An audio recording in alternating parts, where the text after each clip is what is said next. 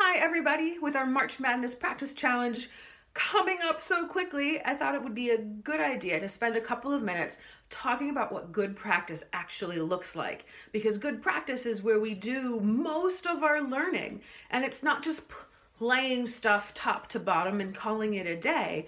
It's little bits of things and really listening and paying attention and deciding if what we played was perfect or if something needed to be fixed, and what was it that needs to be fixed, and how can we fix it? So let's do a little bit of this, and let's start our practice the same way we start our lessons, with a scale. Let's start with a D scale. So before you play your scale, remember, where does it start? Where does it end? What's our key signature? And since it's D major, we're gonna start and end on D, and we're gonna have our F sharps and our C sharps. So let's listen really carefully and see if this is perfect.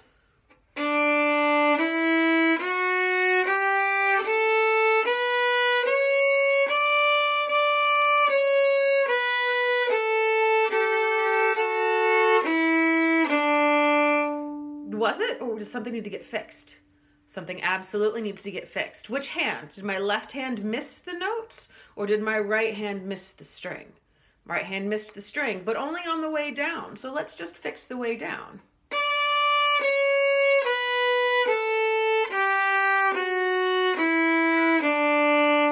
That was better, yes? Do it again, just to make sure.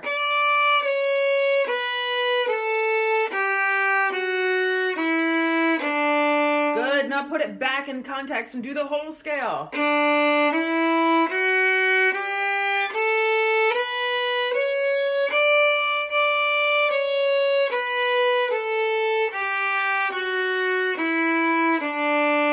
So good. So we fixed when we did our D scale the second time, it was better than when we did our D scale the first time. And that's what practice is for. Now we can also make our scales more interesting by adding in some of the rhythms that we've talked about in lessons. Or adding in dynamics. Or maybe doing bow circles.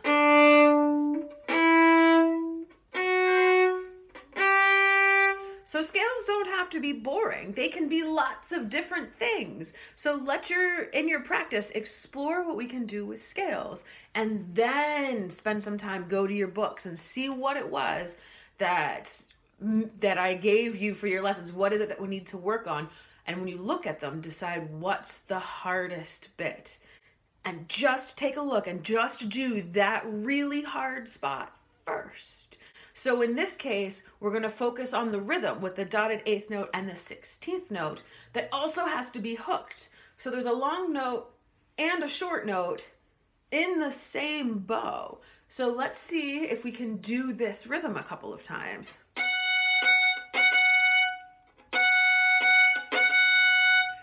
So those were good, but if we had something, we know that our rhythm got too long, so we have to tighten it up, especially that short note. It's still too big. That was better. Let's do it again. One more time. Now, put it in the phrase.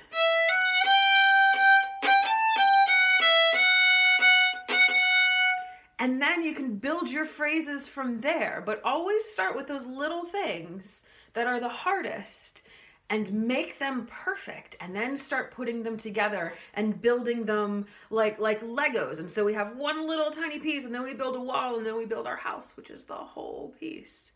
Then at the end of your practice session, if you still have a couple of minutes, have some fun.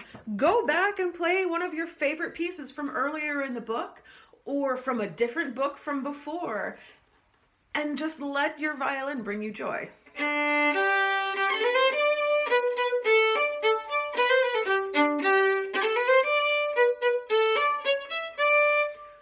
So practice doesn't have to be a tedious, sad kind of a thing. Find little ways to make it fun and make it interesting, But remember that it's all about little tiny pieces that we stick together. Don't overwhelm yourself and try and touch all of the notes. Practice all of the music all at once, every single time. Focus on the little tiny bits and fix them and then stick them together. Happy practice, everyone.